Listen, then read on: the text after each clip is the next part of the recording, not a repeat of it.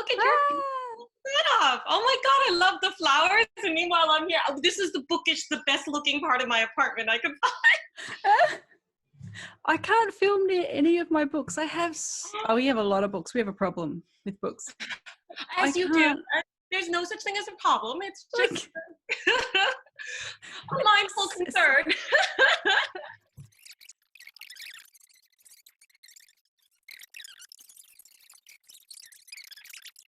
It'll be fine. Is that, I'm trying to see. Oh, that's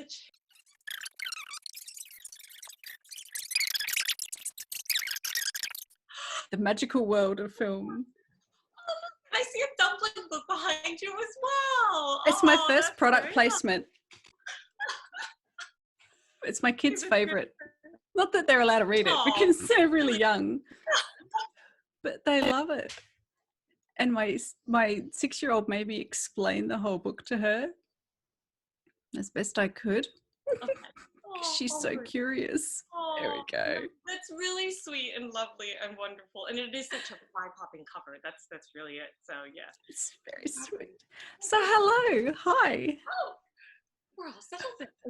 And and we're not working. We've got to try not to work about websites and all the exciting things. All under slightly tight lids at the moment. I like the big reveal, which is always, I like to tease and, kind of until we can do a big reveal. So we're not going to talk too much. We can tease a little bit. We're just going to...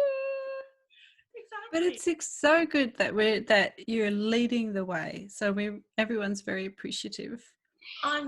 It's keeping me distracted, and I think that's been a lot of the, it's like, it's good to have something to focus on, and everyone's doing so much, and I'm so, like, in addition to the website, which everyone's just been so generous with their time and everything like that, and I'm not going to go too much on that, but just also, like, everyone's doing something, like, so many online channels and stuff like that. So yeah, I think Astrid's going to have her launch with the YA room, which is going to be great, so I'm so excited for that. Oh, they're doing an online thing or a real world? Thing by Instagram Live, yeah, and the YA room is perfect for that. I've worked with them. They worked with me for Dumpling before, and that was so lovely. So I think it's going to be tough. It's going to be a tough time, but the community, people are being innovative and finding ways, and and I this is how I feel I can contribute in some way with all of you all coming on board. So yeah.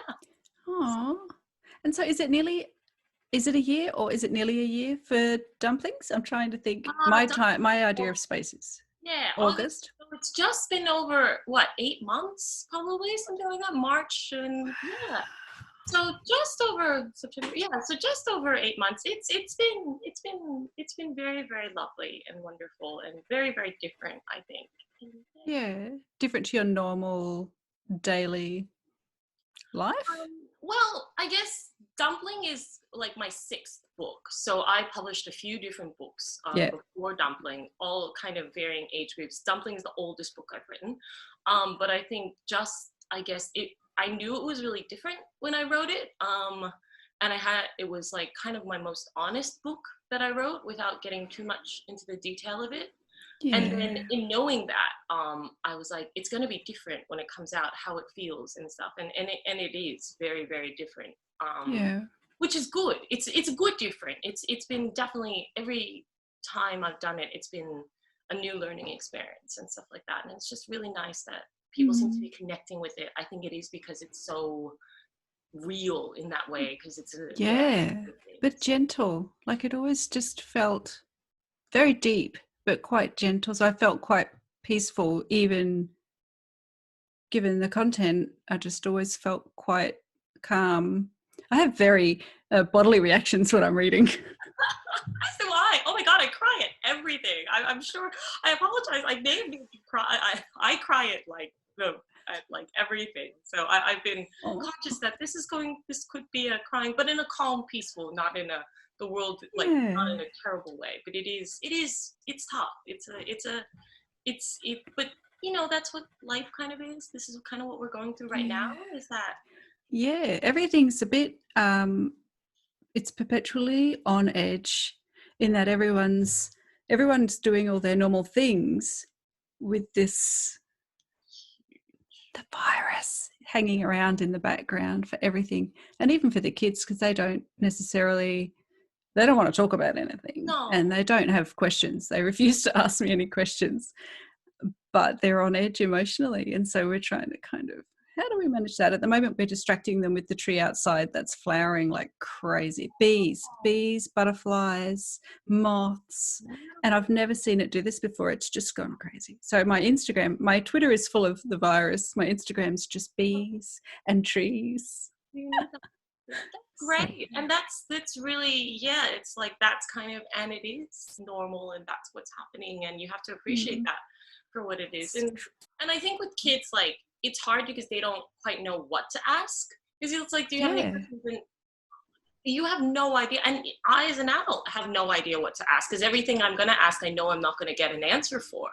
And you just kind of have to sit with I don't know, because none of us know. And that's terrifyingly scary, because the human condition is we need control. We need to monitor things. We need to have, if you do this, then this will happen. If you, and that's kind of what I parsed a lot when I was writing Dumpling as well. Like this idea of, like, if you do this, then you will not get sick and mentally ill, is kind of like some of the thinking that goes on, which is so not how this happens and stuff. And it's like, if you do this, then you will not get sick and you will be fine. And then you will get a great job and you will succeed in life. And that's also so not how things happen. Maybe it used to, but it doesn't happen anymore.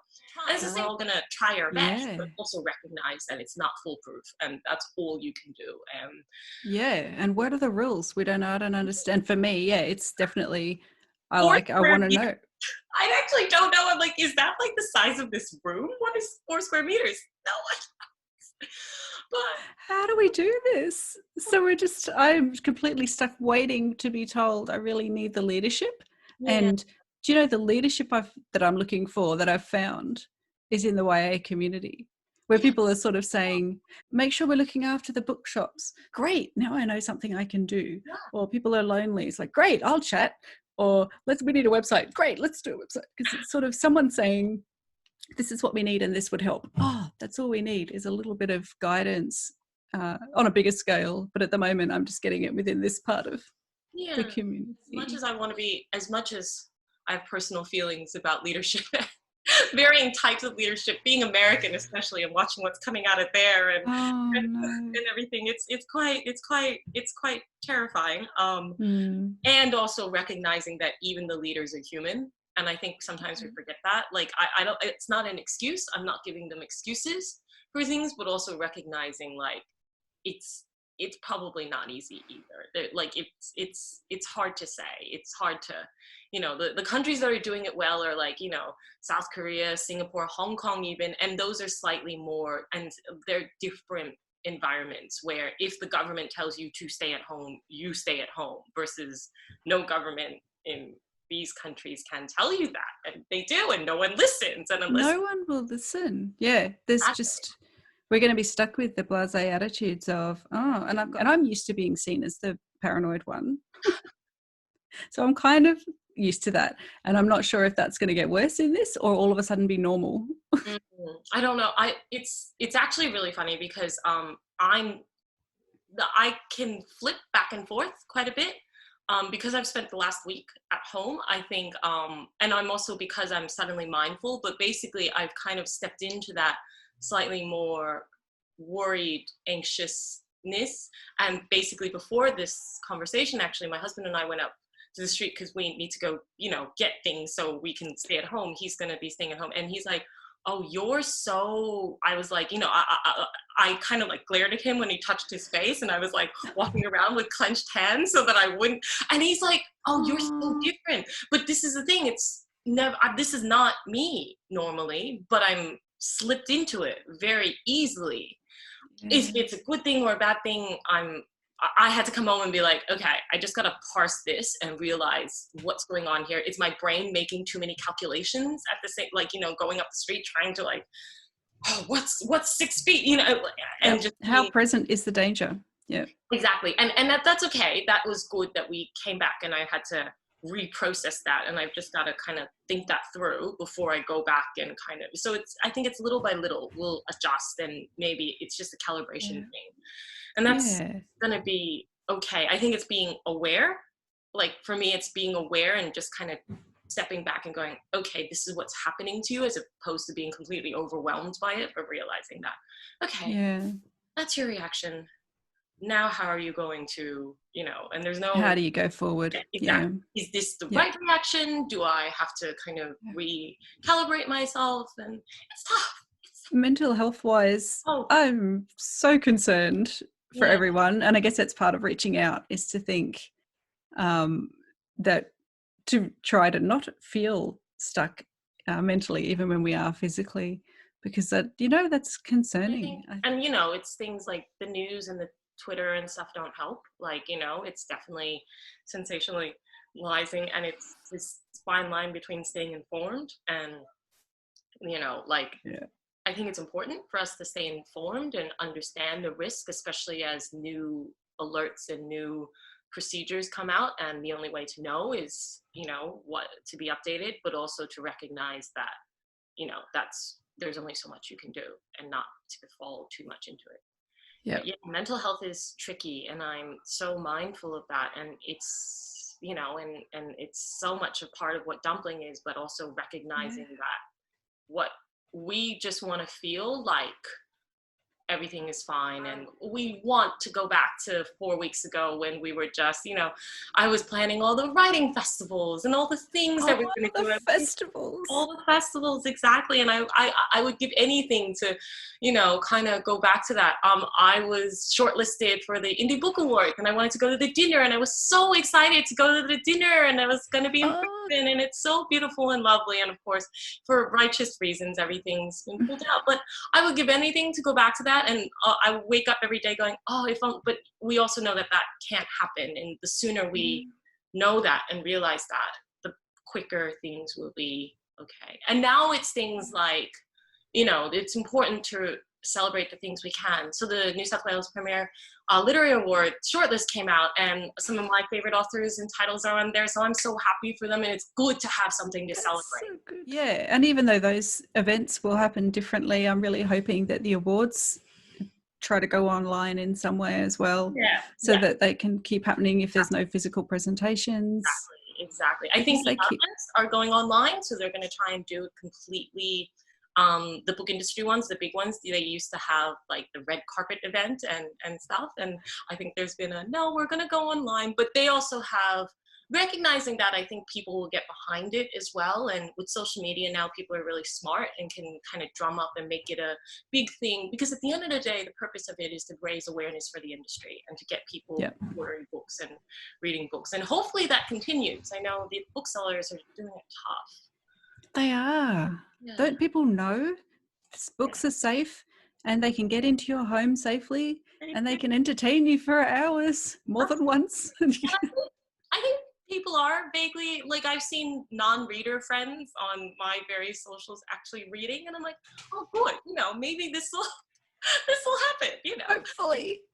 Fingers crossed. A lot of parents looking for guidance on what to do with their kids at home, and they are turning to favorite authors who've started doing like live stream how to draw things at lunchtime. I think that was Mo Willems, and other people who are just thinking, what can I do to help? And then it comes to the creatives. They're looking to the creative people to say, can you help us now that we're in our homes and we need something for the kids to do, and they like creative things. Part of the challenge, of course, for the creative industry is how it's never value and all of that stuff. And if you can't figure out how to buy groceries because your next gig has been canceled, that's tough. And and that's a challenge to be creative and positive and be able to have that when stuff like that is boiling at the back of your mind. And I'm very empathetic for how much the industry is a bit fraught right now because of that. And it is things like we have to come together and find different ways to leverage promotion and stuff like that, websites